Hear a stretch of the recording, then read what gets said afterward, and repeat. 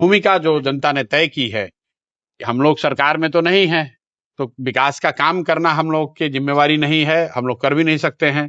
हम लोग विपक्ष में भी नहीं है, हम लोग सदन में बैठकर सरकार की आलोचना करने के लिए भी नहीं हैं। लेकिन जनता ने लोकतंत्र में हम लोग की भूमिका 20 लाख वोट, करीब 17-18 लाख वोट देकर जनता ने हम लोग की भूमिका ये तय की है कि हम लोग समाज में लगे रहें, और जहां कहीं भी समाज को हम लोगों की जरूरत हो, जहां कहीं भी समाज को हमारी आवाज, हम लोगों की आवाज की जरूरत हो, समाज में लोगों के साथ ज्यादती हो, व्यवस्था के द्वारा कोई अन्याय हो, तो उसमें जनसुराज के लोग मजबूती से खड़े रहेंगे, उनकी आवाज बनकर, उनके साथ कंधा से कंधा लगाकर जो भी संघर्ष हम लोग कर सकते हैं वो आगे करते रहेंगे। ये सर पंचायत चुनाव को आश्रम लेकर से जो है भी शुरुआत, आप राजनीतिक का जो है पटना में एक आश्रम आपका बना है, वहां से आप शुरुआत करने वाले हैं। और अभी पता चला है कि उदय सिंह जी जो राष्ट्रीय अध्यक्ष है वो 1 साल के लिए जो है ड्रॉप हो गया राजनीति से। नहीं, क्या है दोनों का कोई तालमेल नहीं है, दोनों अलग विषय है। जब चुनाव के परिणाम आए तो 20 नवंबर 2025 को मैं स्वयं कई अपने सीनियर वरीय साथियों के साथ हम लोग गांधी भितियरवा आश्रम में हम लोगों ने 1 दिन का मौन उपवास रखा था। और उस उपवास के बाद इस बात की हम लोगों ने घोषणा की थी कि नई व्यवस्था, नई सरकार बनने के 6 महीने तक हम लोग अपने संगठन को बनाने, उसको पुनर्गठित करने में लगाएंगे, और 6 महीने के बाद मैं बिहार नवनिर्माण अभियान शुरू करूंगा। मैंने उसके साथ ये भी घोषणा की थी कि अब जब तक बिहार में बदलाव न हो जाए तब तक मैं किसी घर में, आवासीय परिसर में न रह के आश्रम में, समाज के बीच में रहूंगा। तो ये घोषणा 20 नवंबर को की गई, और ठीक 20 मई को 6 महीने के बाद मैं उस आश्रम में गया हूं। दूसरा जो आपने सवाल किया उदय सिंह जी के बारे में, उदय सिंह जी हम लोग के वरीय साथी हैं, मेरे से व्यक्तिगत तौर पे भाई जैसे हैं, जनसुराज में बने हुए हैं। जनसुराज के आज भी राष्ट्रीय अध्यक्ष उदय सिंह जी हैं। उन्होंने व्यक्तिगत कारणों से 1 साल के लिए ब्रेक लिया है, वो ठीक है, लेकिन वो जनसुराज में है, जनसुराज के राष्ट्रीय अध्यक्ष हैं, और उसमें कहीं कोई परिवर्तन नहीं हुआ है। कहा जा रहा है कि बांकीपुर से आप खुद चुनाव के मैदान में उतरने वाले हैं। बांकीपुर से जनसुराज चुनाव लड़ेगा, इस बात को लेकर करीब करीब पार्टी में सहमति बन गई है। यहाँ पर भी लोगों से पूछा गया, और कई मायनों में हम लोग ऐसा देखते हैं कि जो सरकार बनी है 6 महीने या 7 या 8 महीने के बाद होने वाले बांकीपुर के उपचुनाव को एक तरीके से सरकार के पहले साल के काम पर रेफरेंडम के तरह भी आप देख सकते हैं। तो जनसुराज ऐसा समझता है कि बांकीपुर में अगर कोई दल भाजपा को हरा सकता है तो वो जनसुराज ही है, क्योंकि राजद और कांग्रेस पिछले 40-45 वर्षों से वो सीट जीतने की बात तो छोड़ दीजिए, आधा मत भी लेकर नहीं आते हैं, बड़े मतों से हारते हैं। इस बार बांकीपुर की जनता का ये ऐसा विश्वास है, उनका ऐसा आह्वान है कि जनसुराज एक मजबूत साथी को उतारे ताकि भाजपा से वहां लोगों को मुक्ति दिलाई जा सके।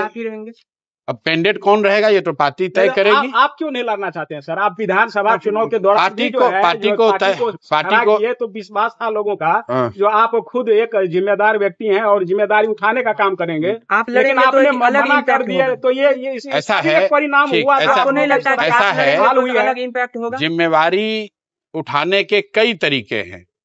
हर व्यक्ति जिम्मेवारी जो उठा रहा है वो चुनाव ही लड़े, वो जरूरी नहीं है। 243 लोग चुनाव लड़े, लेकिन जनसुराज सिर्फ उन 243 लोगों के परिश्रम प्रयास से नहीं चलता है, तो हजारों लोगों के खून पसीना, उनके परिश्रम, उनके प्रयास से जनसुराज बना और खड़ा हुआ है। मेरी भी उसमें एक भूमिका है। उस समय पार्टी में मैंने इसका ऑलरेडी उत्तर दिया हुआ है कि उस समय की बाध्यता को देखते हुए मैंने चुनाव नहीं लड़ने का निर्णय लिया, और पार्टी का निर्णय वो था। आगे जो पार्टी निर्णय लेगी वो किया जाएगा। पार्टी है कॉकरोच पार्टी, वो क्या देश में एग्जिस्ट होनी चाहिए? उसके कई प्लेटफॉर्म्स को बंद कर दिया गया है। भाई ऐसा है कि अभी जो जिस पार्टी की आप बात कर रहे हैं वो तो ऑनलाइन पर एक तरह से आप सोच सकते हैं एक कैंपेन किसी ने शुरू किया है, जिसमें हल्ला इसलिए हो रहा है क्योंकि उसमें 20 मिलियन के आसपास लोगों ने जाके साइन किया है, उस पेज को, इंस्टाग्राम को फॉलो कर रहे हैं।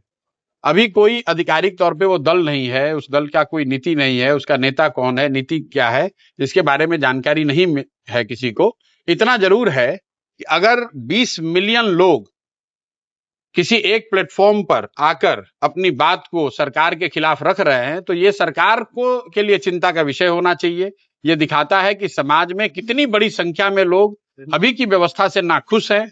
आज की व्यवस्था में जो बेरोजगारी है, जो भ्रष्टाचार है, जो बच्चों को परेशानी है, युवाओं को जो परेशानी हो रही है, चाहे वो महंगाई हो, भ्रष्टाचार हो, सिलेंडर की परेशानी है, तेल का दाम बढ़ा हुआ है, खाद नहीं मिलने वाला है, लोग उससे घबराए हुए हैं। तो व्यवस्था के प्रति जो लोगों की आस्था थी, तो वो आस्था में परिवर्तन दिख रहा है। उस आस्था में जो एंग्जाइटी आई है, उसका परिणाम है कि कोई एक व्यक्ति जिसने शुरू किया या कुछ लोगों ने इस प्लेटफॉर्म को शुरू किया, जिसमें 2 करोड़ लोगों ने साइन किया है डिजिटली। ये 29 में फर्क पड़ेगा, ये जिस तरह से ये मूवमेंट चल रहा है। अब ये तो भाई जो लोग चला रहे हैं भाई, लोकसभा चुनाव में व्यवस्था के खिलाफ जो असंतोष है वो तो धरातल पर है ही।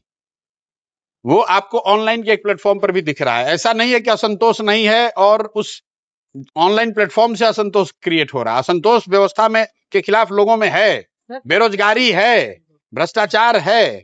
उसको प्रदर्शित करने का एक तरीका, एक प्लेटफॉर्म लोगों को मिला, तो लोगों ने जाकर उसको साइन कर दिया। चुनाव को लेकर के क्या कहें? टीआरई को लेकर जो लाठीचार्ज हुआ है, लाठीचार्ज में, बिहार में होने वाले लाठीचार्ज पर सबसे ज्यादा अगर किसी ने आवाज उठाई है तो जनसुराज ने उठाई है। मैंने 14 दिन का अनशन भी किया था। ये भी बताया था कि पिछले 4-5 वर्षों में सबसे ज्यादा लाठी अगर कहीं सरकार ने चलाया है लोगों पर, अपने लोगों पर, तो वो बिहार है।